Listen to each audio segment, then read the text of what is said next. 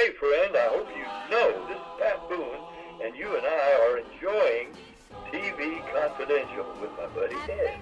Hope and charity, that's the way to live successfully.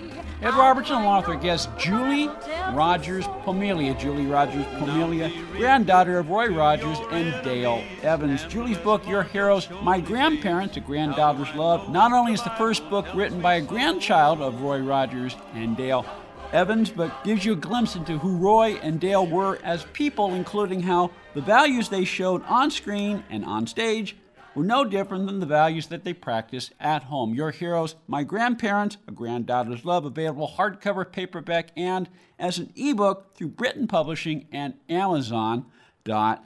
Julie Rogers Pomelia also worked very closely with Steve Mickelmo, Director of Operations at the Hollywood Museum, in putting together the Happy Trails exhibit that celebrates the life and legacy of Roy Rogers and Dale Evans, with a host of never-before-seen personal items from the Roy Rogers-Dale Evans family, including an impressive array of vivid, full-color movie posters, personal furniture made for Roy Rogers and Dale Evans by their friend actor George Montgomery, plus photos, collectibles, merchandise, and a whole lot more. The Hollywood Museum, 1660 North Highland Avenue, Hollywood, California. Tickets and more information, thehollywoodmuseum.com. Julie, before we went to break, we were talking about how Roy not only took his fans very seriously, but took his responsibility to his fans very seriously. And along the same lines, he and Dale were I believe they were you'll tell me if I got this wrong.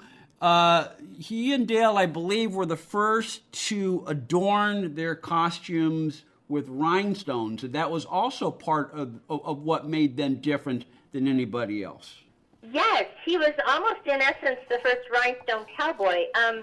He played rodeos and fairs, state fairs, Madison Square Garden, and when he'd be down there in the center of the ring, a lot of the kids who couldn't afford to be down on the front rows, and they were way up in the rafters, couldn't see him very well. So he asked Nudie, his tailor, who's Nudie the rodeo tailor, he outfitted Elvis and Dolly Parton and Sonny and Cher, all these people.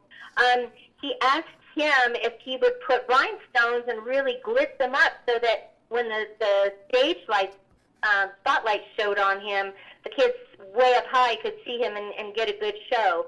And so he did start being kind of glitzy there with the rhinestones.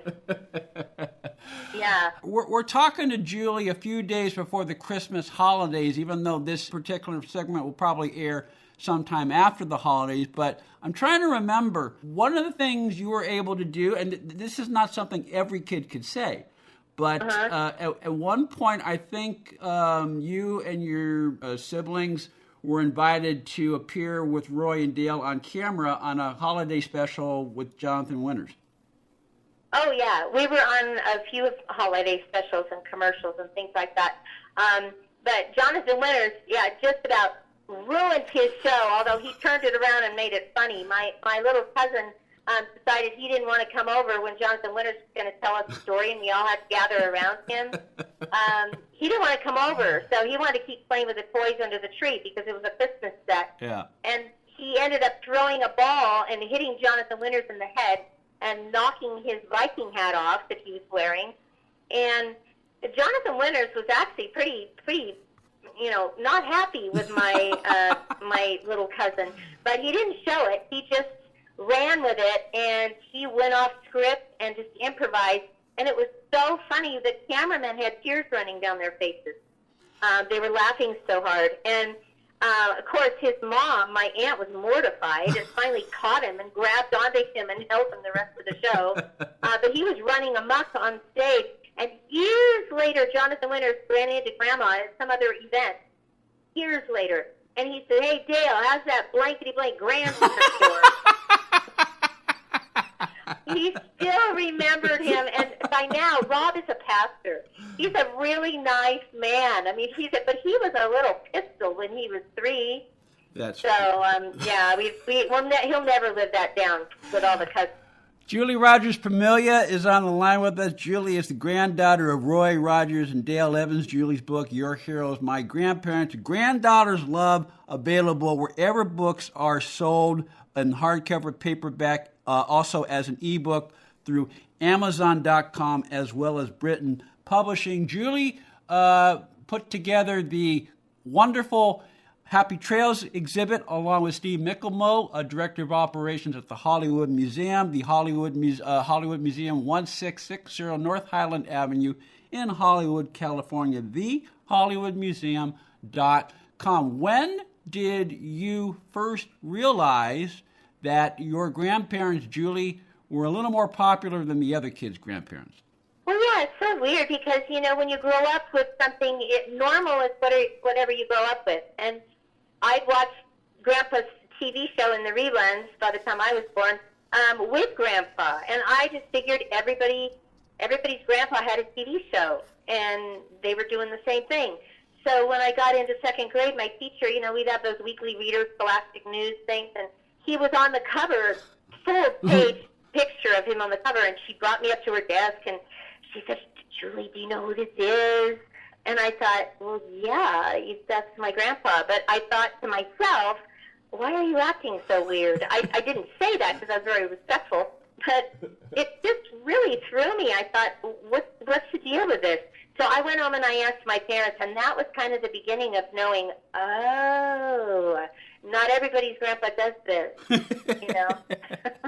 Not everybody's grandparents ends up on the cover of Scholastic Reader magazine. Not everybody's grandparents are or were as prolific writers as your grandma, Dale Evans. Besides Happy Trail, she wrote many songs and almost 30 books, didn't she? She did. She just found it very therapeutic. The first song she wrote was not the first song, but for Grandpa, was Happy Trails. She just figured he needed more of a trail song to start his show. And she wrote that in about a half hour, and they were singing it right there that day. I mean, she never dreamed it would become the success and their life story that it did. But yeah, she loved writing, and she loved writing books. It was her therapy, so to speak. I understand. I think she wrote Jesus Loves Me, Yes I Know, because the Bible tells me so, correct? You know what? People get it confused with that. It's the Bible tells me so. Okay. And it's a song that's like Jesus Loves Me, but it's a little bit different. She wrote that, and she wrote many songs that people would know and go, oh, I didn't know she wrote that. She was a prolific writer in books and music, and just loved doing it. That was her second passion, really. And going back to one of the things we started our conversation with, Julie, Happy Trails, that song in its essence also is a song that has inspired many people, particularly when they're trying to navigate difficult times. I mean, that's the heart of what the song means. Yeah, and it's interesting because when she wrote it, she hadn't experienced 3 of their children dying, passing. And they went through some really, really dark times when 3 of their children died, because that's not supposed to happen. You're not supposed to outlive your kids. So the Happy Trails actually turned into kind of a life story for them. And Grandpa would whistle it and sing it and hum it around the house. And I finally asked him one time, aren't you tired of that song by now, Grandpa? I've been singing that for 60 years. He goes, nope, not tired at all. So that's good. The Happy Trails exhibit now available on display at the Hollywood Museum. Tickets and more information, thehollywoodmuseum.com. This portion of TV Confidential is brought to us by our friends at Front Porch Realty, the community of realtors in the Northern Bay area of California that is committed to finding the solution that is best for their clients. Whether you're a first-time home buyer or looking to sell or lease your property in Northern California, call Karen Strain at 415-886-7411 or visit frontporchrealtygroup.com for more information on how they can help you. One more item. If you're starting a company, particularly one that is in an emerging market, you know that averting any sort of legal dispute is crucial to your business plan. Our friends at Tectonic Law offer an array of services that can help you avoid and preempt future litigation while also developing and protecting your intellectual property and intangible assets. Tectonic Law serves the needs of a host of emerging industries throughout California and beyond, including industrial designers, beverage makers, artists, farmers, retail stores, health practitioners, wellness experts, cosmetics manufacturers, nonprofit organizations, innovators in sustainable practices, and libraries. Go to tectoniclaw.com to learn more about how Tectonic Law can help your business thrive. tectoniclaw.com. Rock solid representation for groundbreaking industries. Hi, this is Cherie J. Wilson, and you are listening to TV Confidential. Sing a song for all the boys along the far frontier. Two friends of mine, about a week ago, we spent the afternoon at the Hollywood Museum, and we spent a good half an hour, 40 minutes just going through the Happy Trails exhibit. Julie, there's one photo with Roy and Dale and Jay Silverheels and Clayton Moore and one other person. Oh, yeah. And when my friend saw it, he immediately, I don't remember if he says he was there that day, but it's like he remembers seeing Roy and Dale in personal events and how, whether it was a huge stadium or a smaller. Okay, but it was the LA Coliseum, and I believe it was the Sheriff's Rodeo, and all of the superheroes of the time were there, and Clayton Moore was actually a good friend of Grandpa's, and he held the very, very, very similar values that Grandpa did. Dawn and I were talking about that, his daughter. Yes. And we grew up very, very similar in that regard, where the person on the screen was really the person who he was. They weren't playing parts. They were everything you hoped they would be, is what it was. Yes, they understood what they were doing, and they understood the values of the character they were playing and how that aligned with their own personal values. And in that respect, that's just one way that, like Roy and Dale, Clayton Moore was much the same person in real life as he was when he was in costume. Yes, he was. Very nice man. Just very nice. I miss him. He was there. A lot of good people back then, you know? If there is one item that you want to make sure people see, and at least stop and look at for a few minutes and take it in, if there's one item at the Happy Trails exhibit that you want people, make sure people look at and see, what would that be? Well, of course, the rock collection is one, and we already talked about that. But as far as the other one, there's an outfit that Grandma's wearing. It's a mannequin with Grandma's brown Western clothing with her stars on her shirt. Mm-hmm. And underneath that is a pair of boots. And those boots have a very sentimental story for me. They're brown, and they have gold stars on them. And she asked me to clean out her attic one day when I was in college, and I found this pair of boots and another pair of boots. And I brought them downstairs. I said, "Do you really want to give these to the Goodwill?" She said, "Yes, somebody's going to need shoes." And I said, but Grandma, these have your name embroidered in the bootstraps, and they have lots of history. These are the boots you wore on the show. Yeah, but somebody's going to need shoes. I want to donate them. I want somebody to be able to walk away and have shoes. And I talked her into letting me have one pair out of the two pairs. She said, "Well, you can have one pair, sure, but be sure to donate the other pair because someone's going to need shoes." And she didn't get it.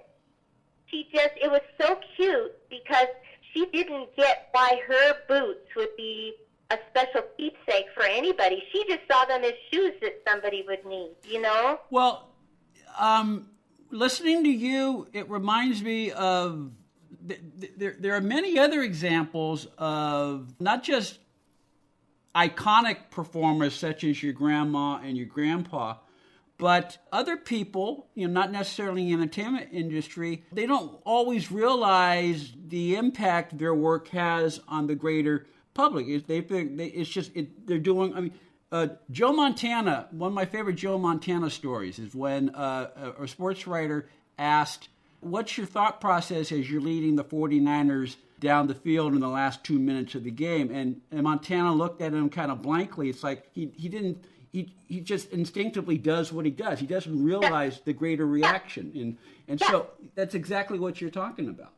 That's exactly it. I mean, they were ordinary people with extraordinary jobs, and they rose to it when they were doing the job, but they did not think of themselves as, higher than everybody else.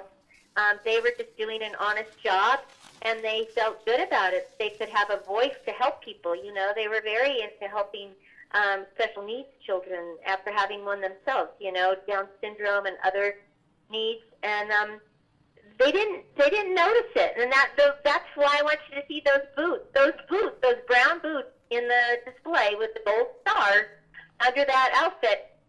Check out. Very close to going to the Goodwill. Okay, check out the brown boots that Julie rescued from the Goodwill. It is part of the Happy Trails exhibit now on display at the Hollywood Museum, 1600 North Highland Avenue, Hollywood, California, thehollywoodmuseum.com. Julie's book, Your Heroes, My Grandparents' Granddaughters Love, available hardcover, paperback, and as an ebook through Britain Publishing and Amazon.com. You teased that you're working on another book. Can you give us an idea of what's to come, or do you want to keep that under wraps till you're ready? No, it's just it's a coffee table book. I have so many pictures I didn't get to put in the first book that I have a lot of really cool, unusual pictures that you haven't seen. And I'm going to put those, it's a page, a picture on every page, and just a small quote. It's going to be easy read, coffee table book. Okay, when you're ready to talk about that, we'll have you back on TV Confidential. I would love that. I'd love to talk to you again. Julie Rogers Pamelia, it is always a pleasure, and I look forward to our next conversation. Thank you so much. It's good talking to you. Have a great day and happy trails. Julie mentioned just as we finished recording that the recipe for the Roy Rogers non-alcoholic cocktail drink also available now to the public. Very easy to make. Just add a splash of grenadine to a glass of cola, add a maraschino cherry, and you can enjoy it on the rocks or without